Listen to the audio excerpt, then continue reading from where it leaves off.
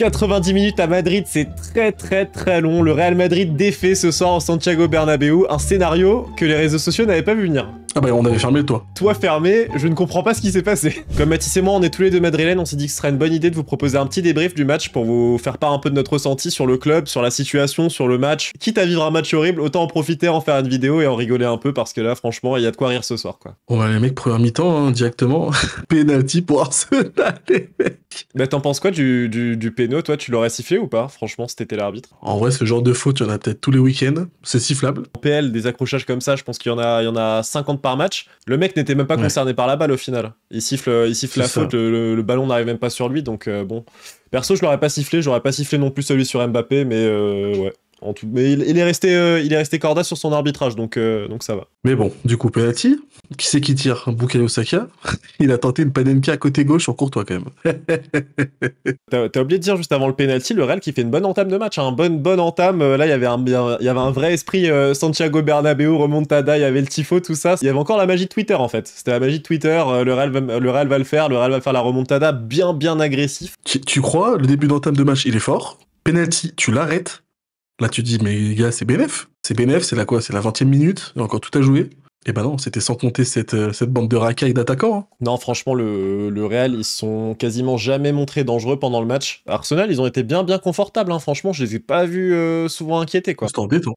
De la gérance. Tu gagnes 3-0 à l'aller, c'est de la gérance. Et si on prend le Real Madrid, ligne par ligne, que ce soit la défense, le milieu ou l'attaque, franchement, les trois, c'était nul. Les trois, c'était très nul. La défense, les latéraux, oh là là. David Alaba, mais qu'est-ce que tu fais sur le terrain? Mais qu'est-ce que tu fais là? Nous qui avons grandi avec Marcelo et Dani Carvajal, le Real Madrid qui reposait beaucoup sur ses latéraux pour faire le jeu devant, et aujourd'hui, tu te retrouves avec David Alaba. Je te jure, je préfère Fabio Contrao. Je préfère Fabio Contrao que cette ordure.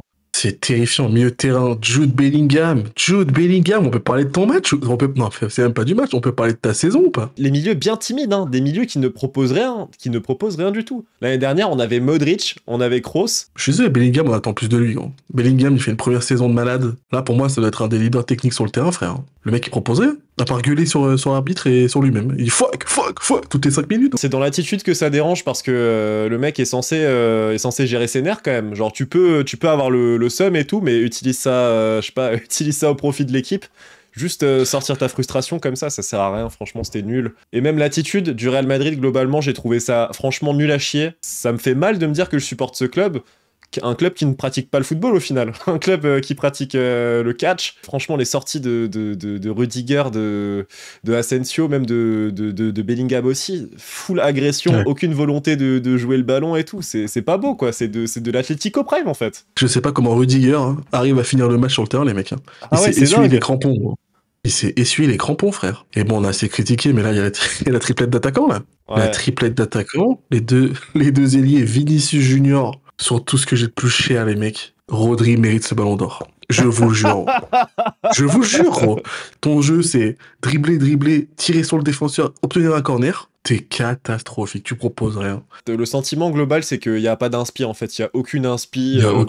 Vinicius s'entêtait à jouer des 1 contre 1 contre Timber, putain, il lui a mis un bout, il a mis un taf comme j'ai jamais vu. Comme Saliba a mis un taf à Mbappé. Et Rodrigo, je sais même pas si on peut parler de taf parce que je n'ai pas vu Rodrigo. Où était Rodrigo pendant ce match? Moi, je dois dire quand même, ça fait une semaine que là, on a vu un cirque là sur les réseaux sociaux, une mise en scène, un storytelling 90 minutes à Bernabéu, c'est long, 90 minutes à Bernabéu, c'est long. Oui, quand t'as David Alaba à gauche et Lucas Vazquez à droite, 90 minutes à Bernabéu, c'est très long. C'est super long. Très long. On va un peu réduire le budget marketing, le budget com, et peut-être augmenter le budget transfert, parce que Dani Carvajal qui se blesse, il se blesse quoi sur le premier match de la saison? Je sais plus c'est à quel moment qu'il se blesse, mais on le sait du coup depuis ce moment-là qu'on a... On n'aura pas de latéral droit de la saison. Il y avait un mercato cet hiver. Ça parlait Trent Alexander-Arnold. Pourquoi on n'est pas allé chercher Trent Alexander-Arnold ou n'importe quel autre latéral? Jouer avec Alaba à gauche et Vasquez à droite, ça me terrifie, moi. C'est pas niveau Real Madrid. Est-ce que c'est niveau Ligue 1? Non, ce club est horrible. Et qu'est-ce qui arrive en deuxième mi-temps? Le but de Bukayo Saka, les mecs. Action de malade. Ouais, le but de Odegaard, je vous jure. Très belle action. Le niveau de Martin Odegaard sur ce match, ça c'est du 10, c'est du talent pur, gros. Je suis choqué. Bah, j'ai envie de dire c'est le milieu qui manque à Madrid, mais en fait il y a quasiment tous les joueurs d'Arsenal qui pourraient jouer à Madrid ce soir, donc. Je te jure. Thomas Partey, pour moi Thomas Partey il est horrible. Là je vois le match, stratosphérique le mec. Lewis Kelly, on peut parler de ce mec ou pas? Ah, Lewis Kelly est vraiment très très fort, ouais. Il est vraiment très très bon.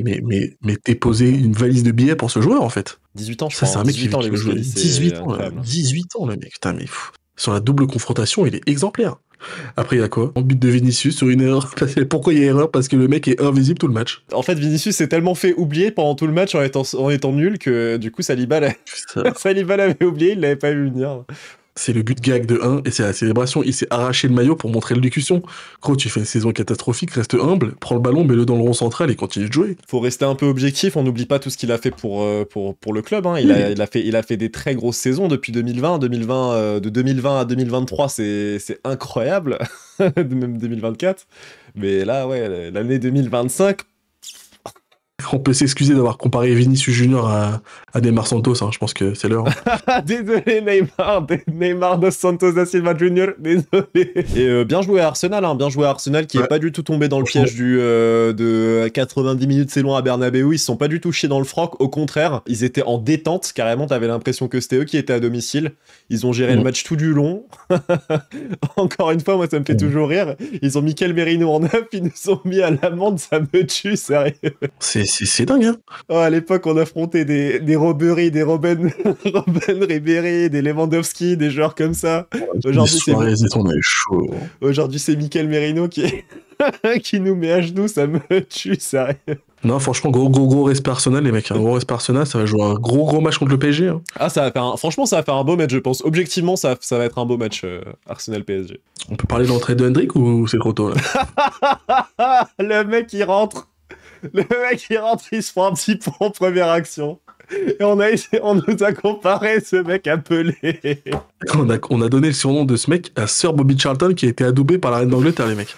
En fait, je suis même pas dégoûté parce que, vu la bouse qu'on a proposée en 180 minutes, ça aurait été un braquage énorme de passer. Mais de se faire sortir par cette manière-là, en ayant proposé si peu de choses, en étant Real Madrid, ça me terrifie, les mecs. C'est ce que j'avais dit à Mathis pendant le match, c'est que, imaginons que par miracle on serait passé, pourquoi on aurait fait quoi? On aurait alimenté les compiles de Doué et Barcola. Dites-nous vos tops, vos flops du match de ce soir. Il n'y a pas de top, oh.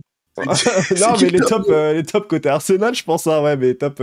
Ah oui, bah, Lewis Kelly, Saliba, top côté Real Madrid, Arda Güler qui a fait beaucoup de bruit dans le garage du stade quand il a démarré le M5. Arda Güler, il est en train de faire son jeu au soupape du M5. Il est en train de mettre sa ligne à Krapovic, il en a rien à foutre du match. Putain. Qui se rappelle de ce mec, sérieux? Où est-ce qu'il est passé? Gars, t'es Real Madrid, sur le banc, t'as Arda Güler, Brahim Diaz, Andek. Catastrophique. Fut un temps, on avait Rames, Morata, Varane, bref. Bon, on parle d'un temps que les moins de 20 ans ne peuvent pas connaître, les mecs. Bon, bref, nous, je vais me faire un nœud coulissant, là, pour passer la nuit. Et puis peut-être à demain, hein, si je passe la nuit, les mecs. Hein. Il est mort de rire. On est trop nuls. J'en peux plus. Oh. On est trop tuba, sérieux. Putain, si on m'avait dit un jour qu'on serait sorti par Arsenal, les mecs, putain, j'aurais rigolé. Hein. Avec qui vient en rang d'essai? Et Mikel Merino. Et Timberland, c'est qui a dit ça? Dites-nous ce que vous en avez pensé du match. Et si jamais Arda Güler a des prix sur les pneus, les mecs, je suis chaud.